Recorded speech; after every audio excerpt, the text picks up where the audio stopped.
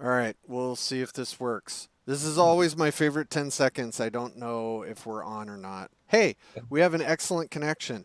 And we have 0 viewers.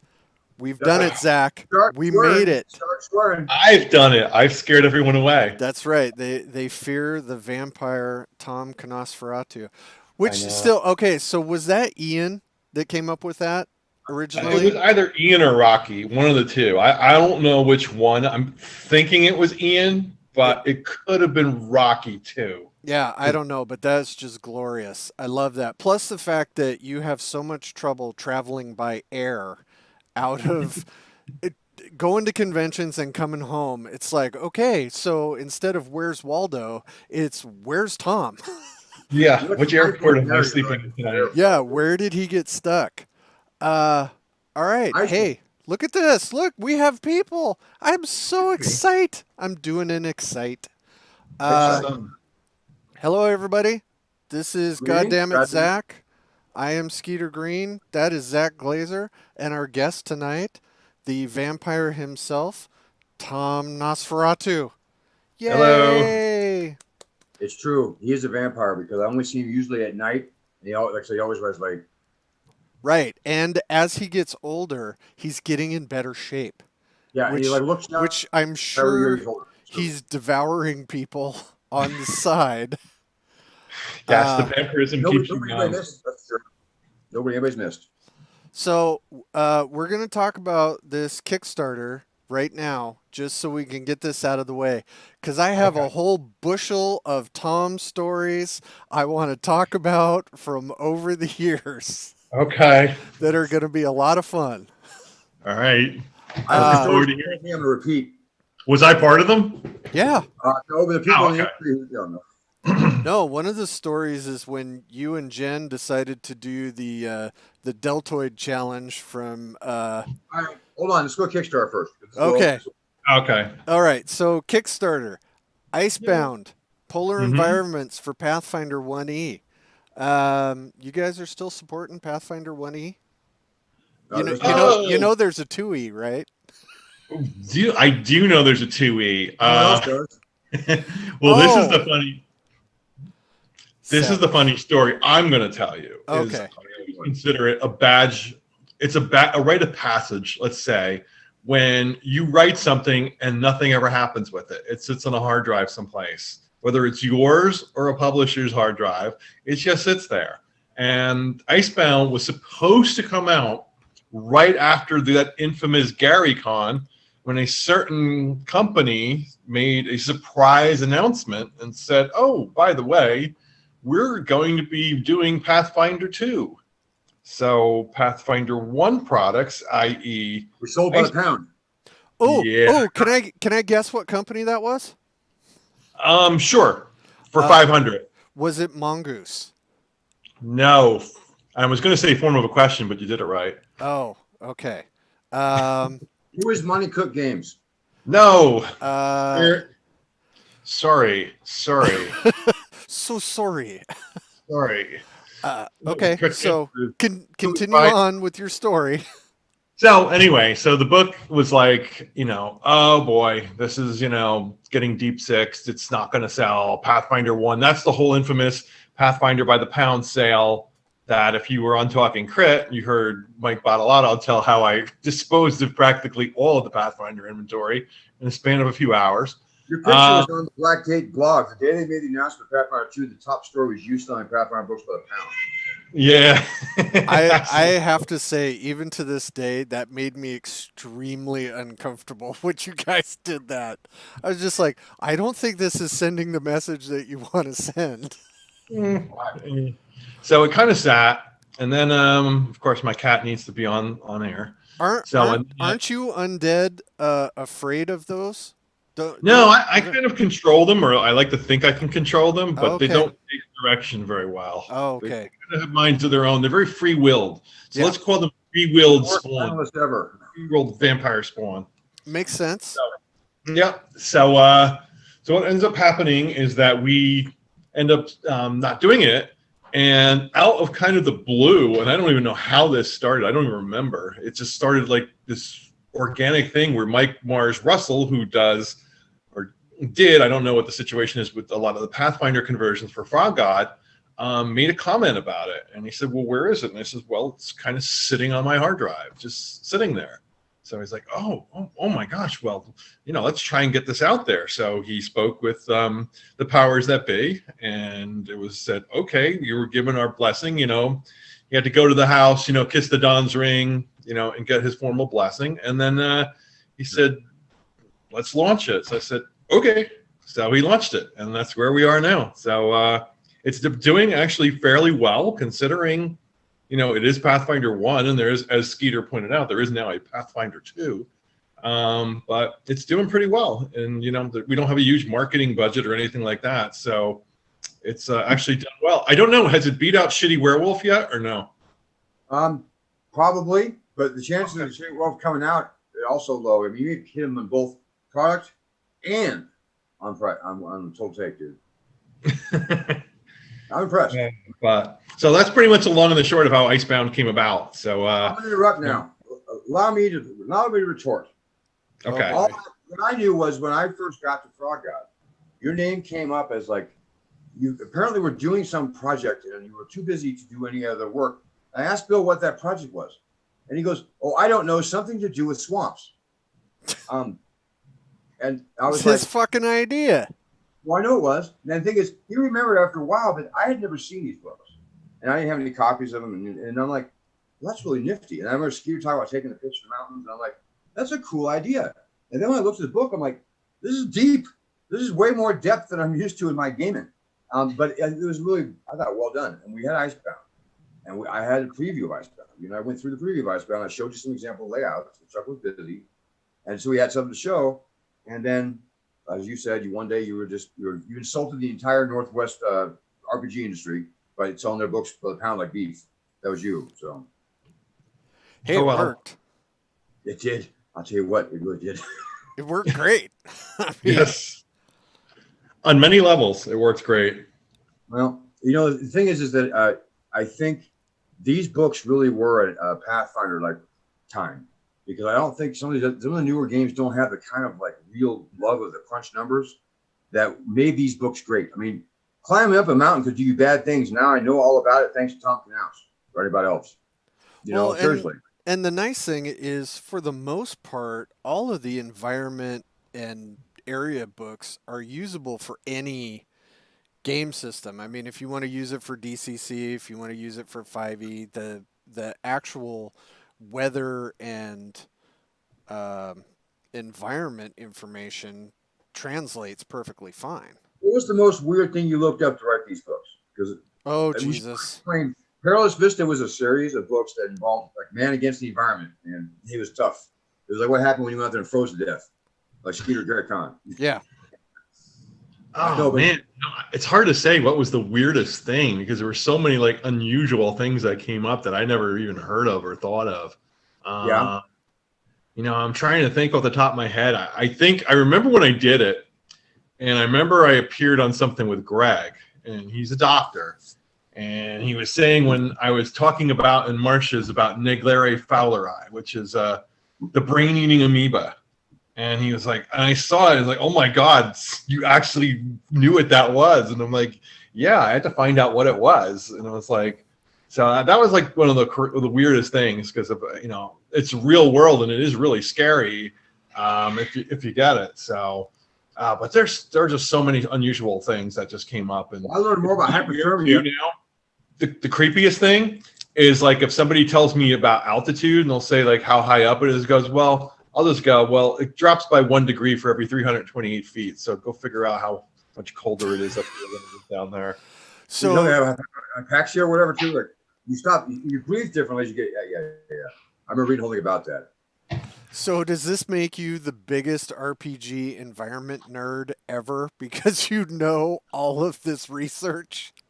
It probably does. It probably does. I don't know if there's anybody else out there who could like whip up and explain to you. Like somebody was talking about global.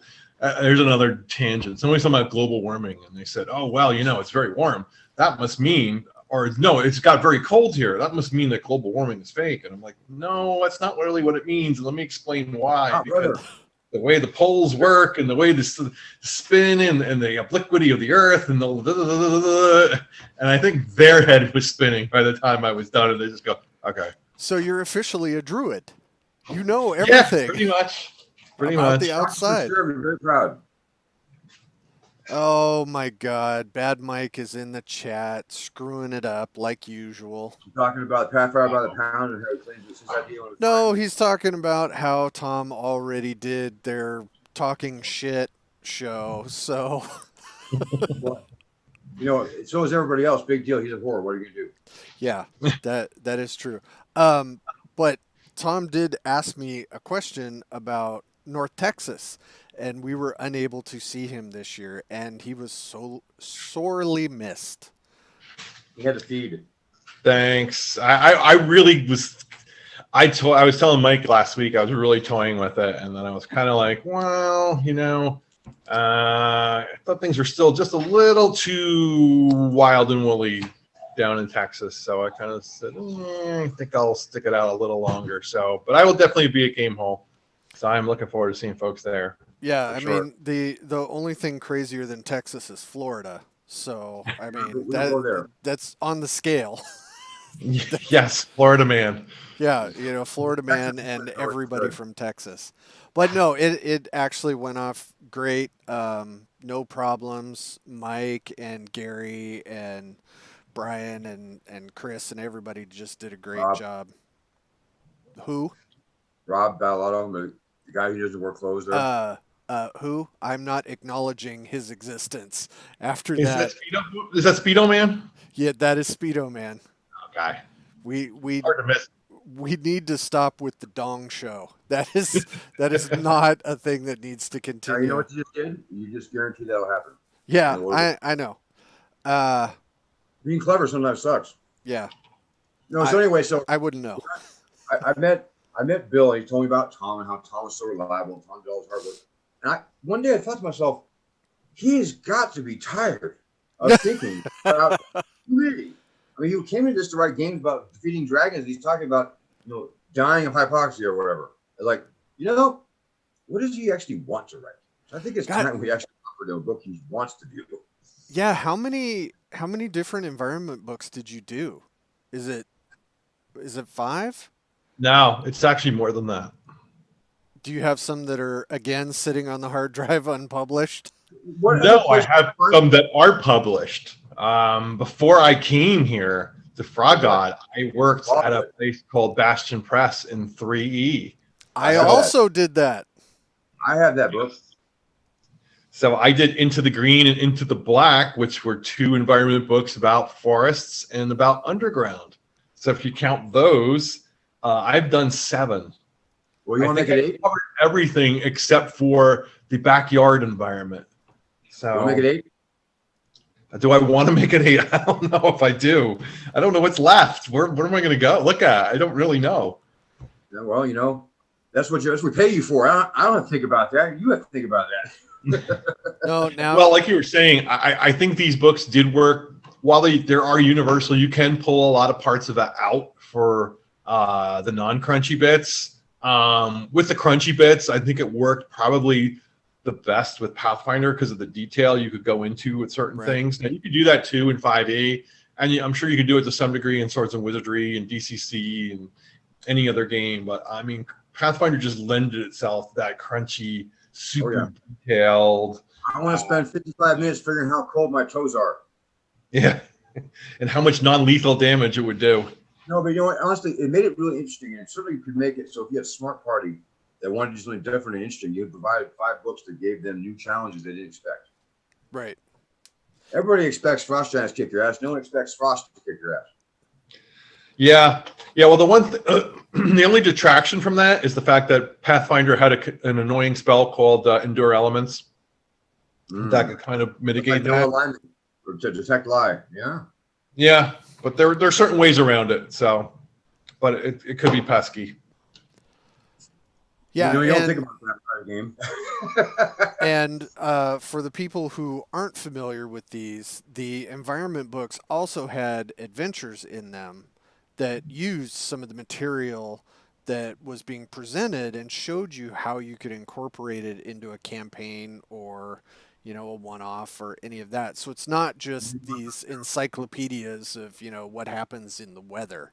There's examples of how to use it, and some of the adventures were a little more intense than we had expected.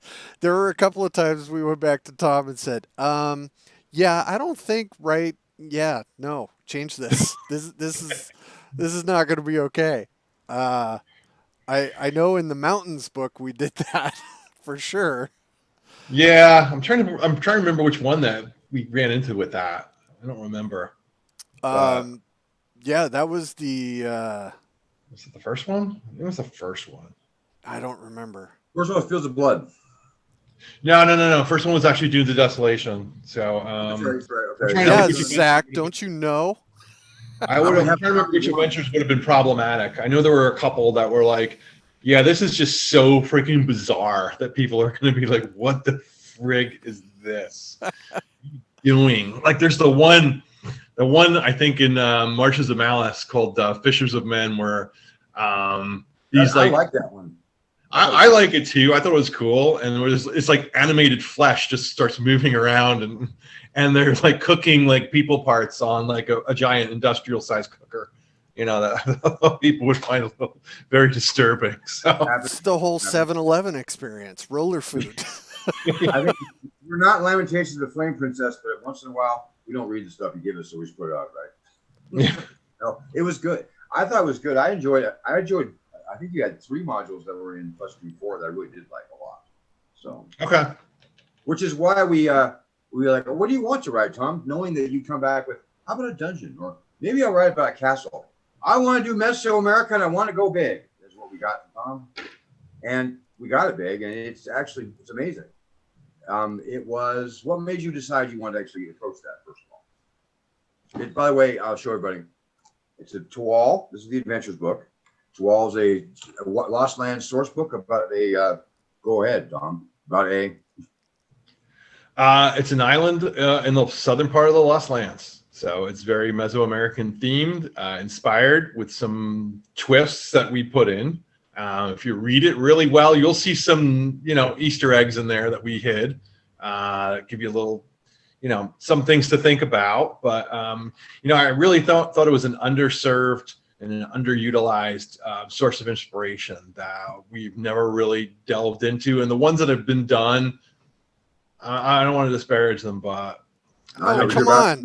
You're about to talk about the serpent. I don't think they really delved into more of they just took that very cursory look and didn't go into an understanding. Badass looking temples and human sacrifice, and they moved on, right? Yeah, I think they just kind of did that, and they stopped at that, and they said, okay, well, they did this and this, and here's this giant pyramid, and these other guys came along and conquered the area, and that was the end of that. And so I think we tried to definitely try to avoid those tropes and go into totally different perspective on this society and how it worked and how the people lived and what they thought and how they overcame their environment and created these amazing innovations that most people take for granted. Tom cared a lot about it being authentic, because one day Matt and I were talking about the original title, and Matt comes in and he just puts like apostrophe or accent mark on the title. You would have thought we told Tom that we needed to go ahead and borrow his testicles because we didn't think he was using them anymore. I mean, he was pissed. You're like, no, that's what I'm like. But you're right. Thing is, you're right. You cared enough about the actual subject matter and the cultural part that you corrected 2 dummies right away, and we didn't do that. It made great. And we actually had really good reactions from the young people that were in Casey Christopherson's class that were Mexican or actually Central American heritage. And it was great. It's great to see it. It's great to see that kind of care go to it. That's why I was glad I was able to give this to you, because honestly, you're the one I would trust with some of this. Some of the stuff would go sideways with Casey. Bless his heart. So when you were writing that, did you have trepidation that you were going to get canceled or something, being, I think started it before canceling the thing. Well, I know, but and that's sort of to my point is the winds of what is okay and what is not okay change so often. It I changed mean, 3 times while he's writing it. do you ever have an idea and like you start dragging your feet? I don't know if I want to do this. Yeah, obviously everybody gets those. Where I don't want to. I was just thinking of something. I'm doing this thing. I have to for my other job, my real job. I have to. I'm trying to pitch doing this convention in Atlantic City for 2025. So I did the video. My friend and I went down to Atlantic City last weekend. We did a lot of the filming for it, and then we were like thinking about doing this vignette. And of course, being from New Jersey would have to be, very New Jersey. Hey, come to New Jersey. But, and as I was talking about it, it's like, you know what? That's probably a bad idea, even though, yeah, I am from New Jersey and I can kind of poke fun at myself. If I did it, somebody might go ballistic and say, oh, it's disgraceful the way you portray, coming off like Tony Soprano or coming off like something like that, that people are used to from my state. So I kind of you could get a suit and act like Chris Christie. I could sit on the beach and by myself and tell everyone else you can't come. So yeah, you can't do this. Oh, by the way, I'm gonna close the bridge. Yeah, I'm gonna close the bridge. I'm gonna close the beach, and I'll be here. So yeah. But it's there are a few times where I was thinking about that, but I really didn't have too many fears because I really think that we did everything we could to do this very respectfully and to take a different perspective than is normally taken. Now, one of the things is obviously I'm not of Mesoamerican descent. But the flip side is this is a civilization that is, let's be honest, is gone. It doesn't exist. It hasn't existed for 500 years. So I can't just go and talk to somebody from Tenochtitlan and ask them, what's it like living in your city? Yeah. Well, and it gets into the question of, people complain rightfully about appropriation of cultural elements like this, but there's also an appreciation. So, people have to be able to enjoy cultural elements that aren't just, things that came over on the Mayflower. Yeah. Right. I mean, I shouldn't be limited to just writing about, German history or Italian history because that's what my mother and father were. Right. So I think that almost everything I've seen written like through the gaming industry since after like 1985 has been very respectful because they love it. Like a lot of the stuff about Japan is written a lot. They love it. I don't know if they understand the culture that well. They try real hard, right? I've learned a lot of things there, and I learned where the mistakes were and got more from it. I think it's another way to share interesting cultures that have something to teach you, and I think that it's cool. We had a sensitivity reader go through the book, and he didn't find a whole lot that he found insensitive. And cool. So I think he found there were a couple of things I didn't even think of. Some of the terms that were used, and he was like pointing out that that's something that was used. And I'm like, oh boy, I didn't even know that. Thank you. So yeah, I mean, if you he was very worth the money because he did find a few things, but he didn't find like a massive. You weren't going to get your ass killed over it for any reason because it was actually you took a lot of time already. He said it was really well done. So. Yeah, I think, like I said, there were only a handful of things, and they were relatively minor. They weren't anything like, oh my God, this is totally, insensitive, and you guys went, crazy doing, I won't let anybody re-whisper them like that if I go clean it up first because it's a product of its time. I've got a copy right behind the screen. I was just looking at the other day. Please ignore the parts about anything that has to do with women, pixies, and or gnomes. All those things. Not well written. Yeah. Not well written. Yeah, so Zach has like 4 pages of content that would be acceptable now. In a giant box set that you can't close because it's so filled with stuff. Oh my God. So what's your next big project? Can you talk about it, or are you just in the ideation phase, or give us the scoop, Nosferatu? My great big project is trying to break 80 on golf this summer. Oh boy. Okay, we don't want to have none of this sportsman's talk, man. Sorry. You gonna No, break I'm it? not really working on anything right now. I mean, I'm working on a small something, for another publisher, but it's nothing, gigantic or anything Hang like up on him. that. Hmm? No. Should I kick him out? Depends who the publisher is. Oh, it's a friend. It's It's fine. It's fine. I have an idea what publisher I want you to go to after that one. Oh, okay. I think you actually hurt Zach's feeling. No, actually, I I'm hope willing to work. I'm ready, willing, and able to work. But I was told that there was like, oh my, we have a big backlog of stuff, and well, we told you that what 4 months ago. yeah. Well, how many? We got a lot of stuff out since then. We'll be in touch. I'll talk to your people. My All wife right. called Ronnie. All right, have Jen talk to me. We'll talk about something. No, talk to Ronnie. Oh, there you go. Even better. Talk to my manager. I'll make her my agent, so Jen can go through Ronnie. You already. Ronnie was missed at Jen's game on Sunday at NTX too. I'll tell her. She's sitting on the couch over in the other room. So Okay, yeah. excellent. She's very touched. We didn't get invited out again to go with Alex and John. So It's so amazing. So I don't know if everyone knows this story. So it was kind of like, what was it? It was NTRPG 2 years ago, right, Zach? yeah, 2 years ago, and on Saturday afternoon, we were already going to go to dinner somewhere like barbecue or something. Remember? And go ahead. And so somehow Alex Kammer gets involved in it. So Alex gets thrown into the mix. And then the next thing I know is I don't really know him at all. I've never met the person. John Anderson gets thrown into the mix. So it says, oh, there's this place. It's really very nice. It's known, it's this old converted home that is now a restaurant. And they do this, giant tasting. So let's go there. So we're like, okay. So we go there, and it's me, Zach, Jen, Ronnie, Alex, and John Anderson. Peterson. John Peterson. John Peterson. Sorry, my bad. So I was thinking Jethro Tull. All right, no, awesome. So I'll take Tom's spot at the next dinner because he won't be invited back. No, hold on. We didn't get to choose because John, who was a very big foodie, he wrote the new D&D cookbook with the chef. He's one of the names in there who took care of that. John said, I like inviting friends here. I'm going to go ahead and order for everybody. And he asked our wives if they wanted a flight of wine. And I think that flight of wine cost about as much as my car. And it was delicious. And it was amazing.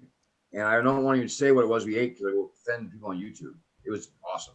Every bit of it. Yeah. It was 10 courses, but it was a different wine with each course. See, that would be totally wasted on me. Well, me too, but our two wives were wasted when they left. Oh, yeah. Mine was totally snockered when she left. That was the first time she'd been drunk in like 18 years. That's awesome. But it was an amazing experience, and I thank John for it and Alex for hooking us up, and Zach and Jen. It was he says we something I still talk about every time everyone asks about a con story. That one always comes up because it was just so spontaneous and impromptu. This place was obviously, this is old money, hanging around on an evening, spending a lot of it just to make sure they're hanging with their own kind. I come walking in with shorts and like D&D t-shirts. That's what I got pulled with. I got changed the last minute. The only thing I had that was non, pull-up pants. So. Oh man, no, I still have the story. The first time my wife Jen went to Gen Con, and we were working the Frog God booth and trying to sell Slumbering Czar. That was the big one we were trying to get. And was it Jen or you, Tom, that figured out, like, if you took a book in each hand and held your arms out straight, if you could hold it past a certain amount of time, you got like a discount on the book because it weighs. Yeah, it weighs what, 8 pounds? It was heavy. It got heavy after about 45 seconds. Yeah. So. Well, and I mean, these are RPGers. They're not generally in the greatest physical shape to start with. They lug books around their whole lives, so I think that's not the issue. Yeah, I mean, that's true. But when I saw that book the first time before I ever worked with Frog, I'm like, who the...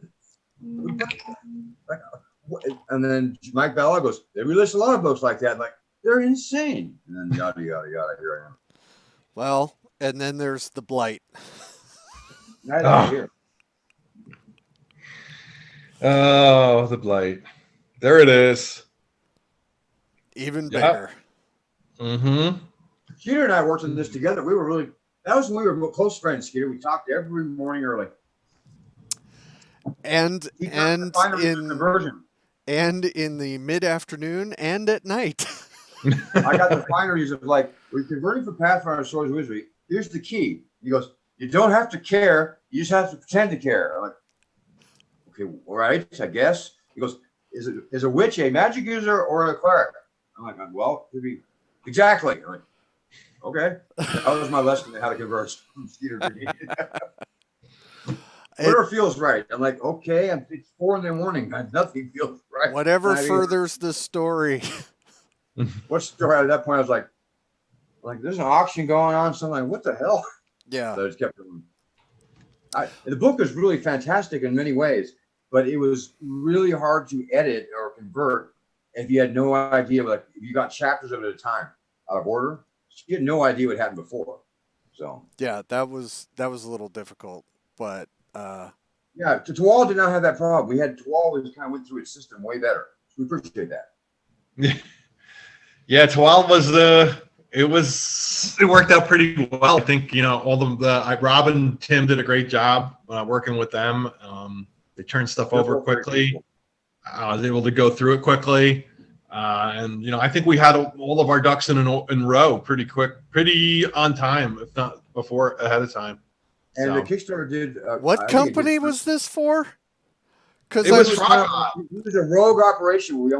He talked to me very rarely. That is not my experience. We had this amazing project manager named Knauss, who made sure everybody was doing their thing. So. Oh, you mean somebody who actually knows how to do that in their regular life? It seemed that way. I was like, well this done. isn't too hard. But. Yeah. No, it worked out really well, and everybody was on board, and it was good. It was great. I thought it was very successful, the Kickstarter, because those are always unnerving to see one that is not a usual setting. Yeah. Not a usual settings can do real well or real poorly. And I think that this one, what I like about it is it kind of showing it has some legs after Kickstarter to be an interesting place to see. And I think you're seeing it being this well, how well it treated the subject matter. I think you'll see more of it. I think like Coyote and Crow did real well. And so I think non-traditional event books may be coming back, and they're coming back in a way that is less insulting to the cultures they came from, I guess. And you're part of that wave of it being well nice. So yeah, I mean, can we get away from everything being ye old Middle England role-playing game? I don't need everything under the sun to be a derivation of Lord of the Rings. I know I'm a heretic. I'm all out, man. That's all I got. I'm on board with that too, Skater. I love Lord of the Rings, and I love the inspiration, but I just make it a little different. Yeah. Sinful Whisper is not like that at all. Oh. No, Sinful Whisper is the one that actually has an adult warning in it. No, it does, and we got in trouble for that when we put it by itself onto Drive Through RPG because we're not supposed to post those with a Pathfinder logo. Oh. Jeff Alvarez said hi to me and Bill, and we said hi, Jeff. Oops, sorry. Yeah, nice. But all I would do is it was Tom Knauss's fault, and you can find him at. No. Go ahead. That's nothing. Text one time, around the same time actually, a week around the same time. He took everybody at the Paizo boards and he just spammed them. Everybody. Including all of Lisa. Everybody got spam for PEX about the Frog Eye Games Discord channel. Oh, okay. I remember when PEX got involved in a Hungarian gaming group online. And he was like using a Google Translator to try and to promote products. He provoked this angry backlash from them, and he was banned from the boards for it. The second time Alvarez called in the same week, right? Jeff Alvarez of Paizo called to say, by the way, John Barnhouse from your company has spammed everybody in our server and offended very many people. And of course, Bill's like, Who's John Barnhouse? And I'm like, Bill, I know who it is because he'd written Bill asking about Discord, and so Bill said, "Talk to me," and I'm like, "I don't know what it is. Go ahead and knock yourself out." Well, I said that, and I meant it at the time, but I wouldn't do it again because that was an angry phone call, and I had to pick up the phone call. John, did you spam everybody on the Paizo message board, thinking there's no way he's that dumb? I was wrong. He was, and you only do it once. He did. Well, hey, that's a teachable moment. Yes. So yeah, no, he's not learned. No. But I have to admit, he went through, when we were doing the Tawal promotion, he went through hundreds of podcasts to be a special guest. And some of them that I was on, I was like, what am I doing here? I don't Who was a comedian people. He put me on this comedy show. I'm serious. Yeah, that's not. One of them was a comedy show, and that somehow had this peripheral angle of RPGs to it. So I'm reading I'm like, all right, I got to figure out what these guys are going to talk about. So I'm looking at them like, so-and-so has appeared on the Jimmy Kimmel show. I'm like, oh my God, what am I doing? Oh no, I'm going to get laughed off this show. But they actually turned out to be really, really cool and a lot of fun. But it was just like, that's awesome. Connection is here, but it was a blast. They were hysterical. Pex is kind of a shotgun promoter. He will take a shotgun to improv and hope that he actually hits. He probably usually does. But once in a while, you get the outliers. He's got the spaghetti approach. I'm going to hire Pex for Crypt of the Science Wizard level 2. You should. Definitely. There you go. Because I would love to go on a comedian's podcast and make absolutely no sense.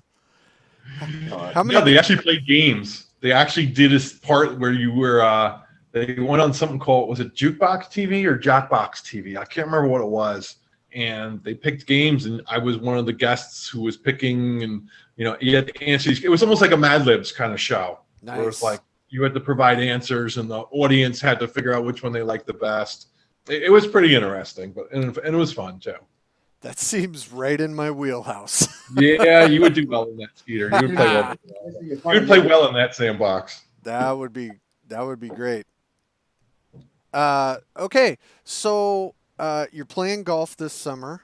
You're going to be at Game Hole. Yeah. What is your future? Look in your crystal ball. What is your next project that you actually want to do? Whether you'll actually pull it off or not doesn't matter. What would you like to do next? I know it's raggy. You throw me out for raggy. I know what. You know what? I would love to expand on Tawal if I could, in some respects, and do some more stuff for that. Granted, I don't know how much, but some.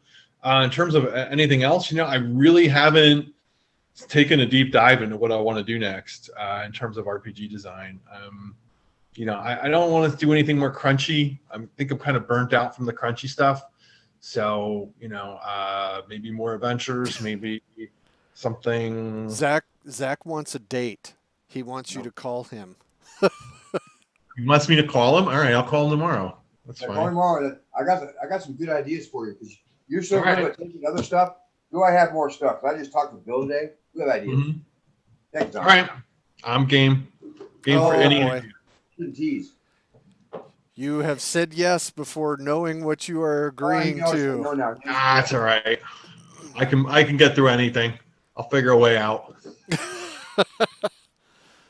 Well, the way I look at it is you actually turned in a product that came in smooth. It was a lot more than we expected, honestly. That's because you had 3 guys writing it. You went somewhere, we're gone, came back with all this writing.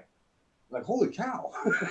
And it was smooth. And so I don't think giving you a new project wouldn't be that hard. But we work. You have seen 3 phases of Frog Guy Games from the time you started that till now. We have all kinds of things that are different. You'd be more impressed, Tom. You really would. Okay, cool. So what project was personally the most difficult for you to get done? What book that you've worked on was just, whether it came out good or bad, doesn't matter. What was just hard to get to the finish line? Oh boy. Anything for Bastion. Say Bastion, not Frogger. Well, it's kind of funny. The way I got thrown into the mix in Bastion is they originally started with these open calls. So I submitted some stuff through some open calls, and it got picked. That's what I did. And then I submitted just like a fan thing to like Jim Butler, who now is at Paizo, and said, "Oh, I wrote this thing, about one of the areas of the Oathbound setting. What do you think?" And he's like, "Oh, wow, this is really cool. We can't do it as a book, but we're going to do it as part of like a mini zine." So I'm like, "Oh, all right, that's great." And he goes, "If something comes up, I'll think of you." I'm like, "All right, cool." Well, something did come up. They had like a line. They had a book in the pipeline that was supposed to be done by like June. The person who did it totally flaked out. They did absolutely nothing. So it's That now is unheard of. I've never heard of it. I've You're a never liar. encountered You're a that. liar. Could you imagine that? So it comes out, it's like June 5th. This is supposed to be done by June 30th. And Jim comes to me and says, "You did really good on this book. Do you think you could write this book in 25 days?" Oh. And it was 70,000 words. You're like, I'll do it in 10. Yeah. So there were some open submissions. So I wasn't writing it completely from scratch, but there was like no like real idea what to do with this. So I literally stayed up for about 25 straight days from like 6 a.m. until midnight writing this. You got 25 cents a word, right? Oh yeah, I got Yeah. 25 cents a word. No, I got paid fairly decently for it, and but after that, I was golden because you came through with that. Now we're going to give you this, and now you're going to get that. So I did end up getting a lot of projects there, but that was the toughest because I actually didn't know if I could do it because it was such a big project. I never did anything that big. Well, And that's a huge project, and coming into it cold. I yeah, mean, yeah. And here's an even crazier story. I think it wasn't after that. It was before that. Before that, I had pitched something to Mongoose, and they liked it. And they said, "Do you want to write the quintessential Rogue?" I'm like, "Well, how long is it?" And Matt's like, "It's 128 pages." I'm like doing the math in my head. Oh man, I don't know if I could do that much. You know what? Give me something smaller to do. So he gave me something smaller to do. And the quintessential Rogue went to none other than Mike Merles. Mike Merles. So it's like, I could have been the guy who wrote the quintessential Rogue, and who knows where that would have gone. But anyway. You know how rich Mike Merles is off that? You know how rich Mike Merles got off that book? Probably not very. that is the correct answer. So since you were talking about having to crank out a 70,000 page book in 25 days, for the people at home who are bowing and scraping at your writing prowess, when you're working on a project, what's a good words per day for you? I know it varies wildly. Or at least I know I'm all over the place. It depends on the material. I mean, if you're writing very crunch heavy stuff, it's going to be slower because you've got to, produce the crunch. If you're doing fluffy stuff, like if you're doing an adventure, God damn it, Zach. I'm back. Yeah. I would say a good day is probably 2,000 to 3,000 words. You fucked up the windows, Zach. Well, I can help it. I don't write stream of consciousness. So when I turn something in that's 2,000 to 3,000 words, I've looked through it 3 or 4 times. So right. It's pretty polished. There might be some editing to do a little bit, but you're not going to be rewriting the whole thing. So. Well, yeah. Plus, you get 25 cents a word. Yeah, I know. It's actually nice when I send something to Jeff Harkness and he goes, "Oh, I saw your name on it. Oh, thank you." So I was like, okay. Well, as opposed to who, and we can't speculate now, can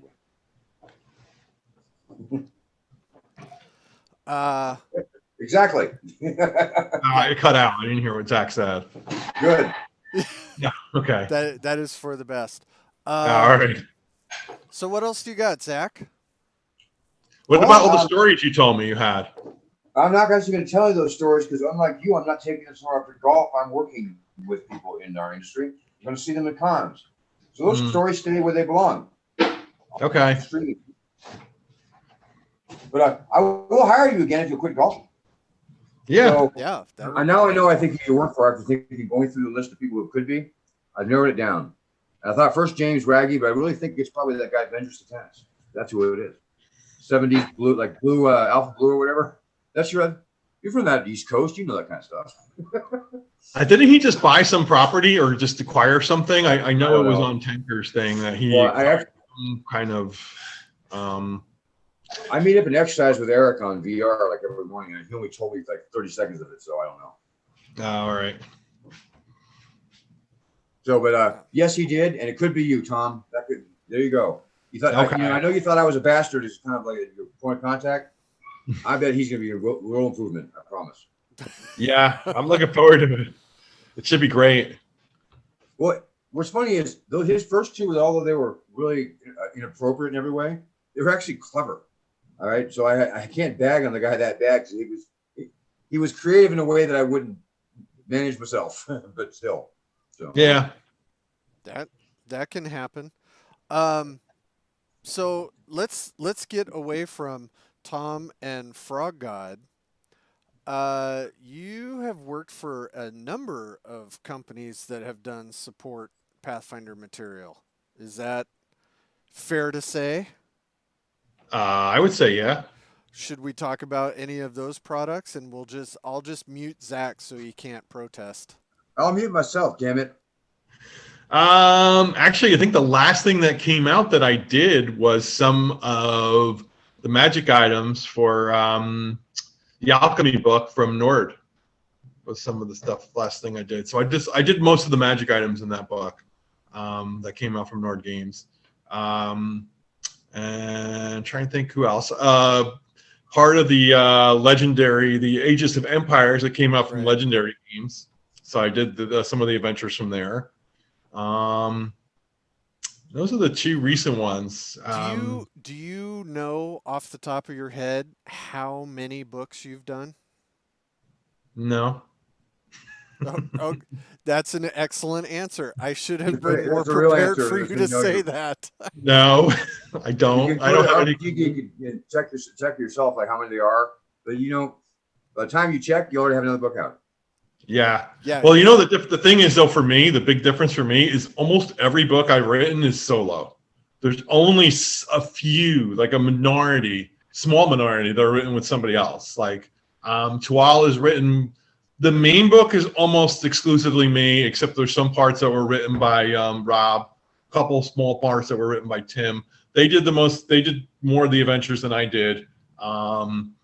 But in most of the cases, like the Perilous Vistas books are almost exclusively written by me.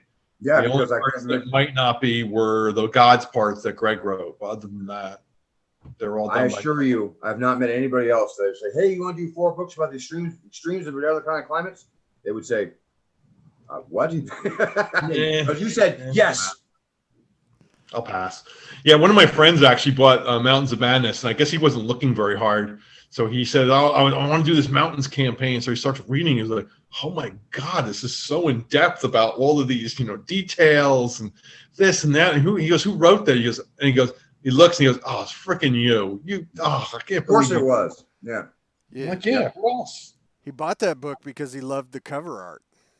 That's right. I heard that was this very new artist who did the cover art. He only did art once. He went away.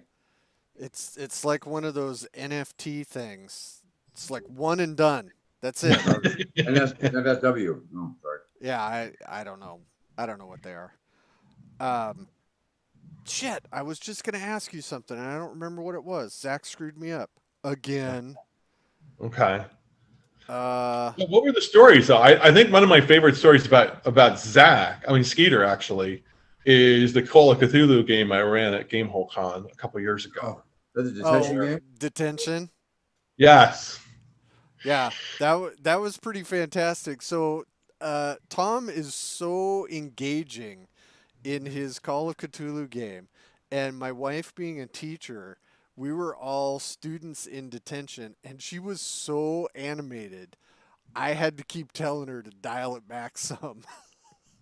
And Wow. Tom is just losing his shit laughing because we're in this great big room with these other people who already didn't want us in this room, and Yes. I had to go up to the front and put them in their place because I didn't feel like telling them, "Do you know who I am?" They'll be like, no. I think we asked Tom to say that and he wouldn't do it. Oh, maybe, maybe. You could have Yeah, borrowed we my actually had Wolfgang an Battle audience Badge. for that game too, which is one. Oh, now Tom's froze. Damn it! Damn it, YouTubes! Well, I maybe we should change the title of the show. I do love that uh, shape that he's frozen into. No, it looks like he's thinking. He's like, there we go. Oh, there you go. Now you're back. Yeah, froze for a second. Yeah. Uh, So the story was great. And anyway, we had to get Tom out of jail, but we never did find his pants. So that's the story I got with Tom. Yeah. No, that's a fake. I've been in a couple of your Call of Cthulhu games, I think. Yes, we played one at NTRPG together, but we were both players. Oh, yeah, that's it.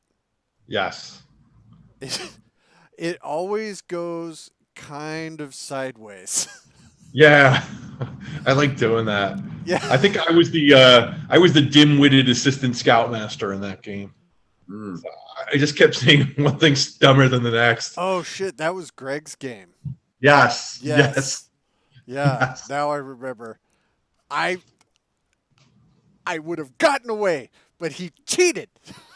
Yeah, that was a fun game. I enjoyed that. Man, yeah, I got killed by giant bats in a boat, but I was All right, making it Jay. out.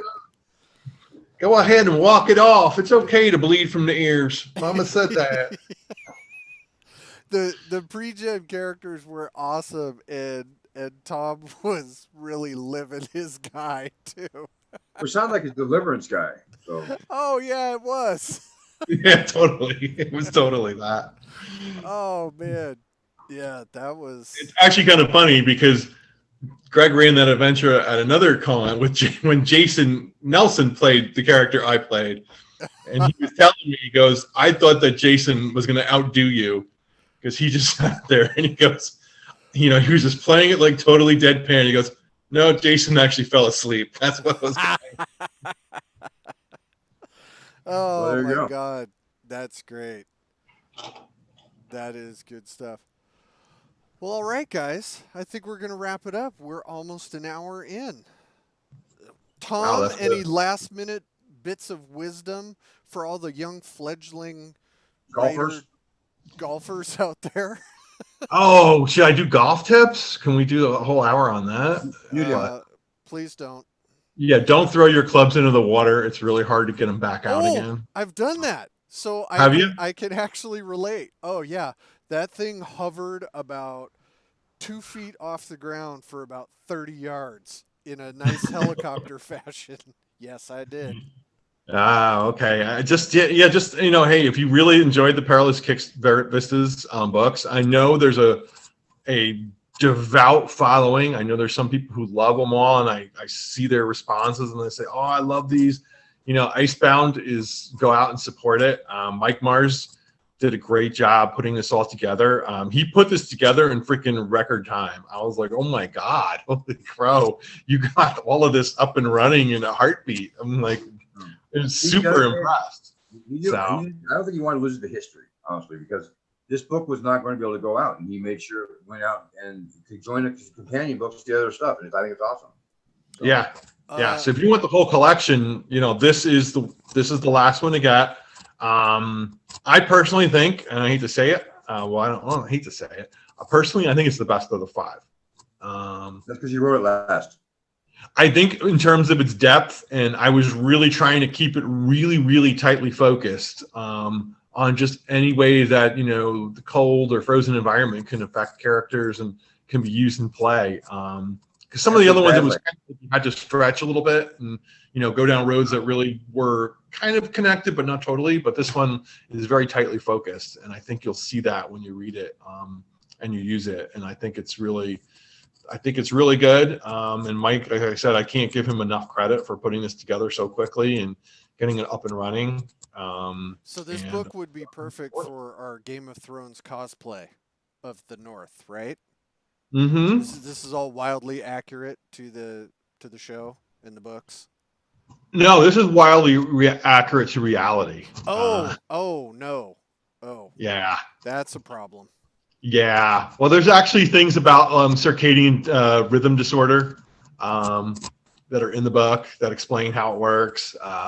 Talking about things called the GLOF, which is a global lake outburst flood, which I had no idea what it was. There's also a Jokelhaup, which is another different type of natural phenomenon. So it goes really deep into some of the things that, other than just freezing your rear end off and getting hypothermia, it goes really deep into polar environments and how they work. Well done, Professor. Thank you, sir. Professor Icehole. Iceman to you, sir. I will call you Icehole at any opportunity because I've literally been waiting about an hour and 15 minutes to work that into conversation. You icehole. You Icehole, you Fargan Icehole. Zach, you're frozen. Hello. Hello. Well, since Zach is frozen in a sleeping position, we're just He's gonna let icebound. him. He's icebound. He's frozen. Tom, thank you for coming on again and talking about your Thanks. ice hole. And we'll see everybody at Game Hole. You're a Game Yes. Hole.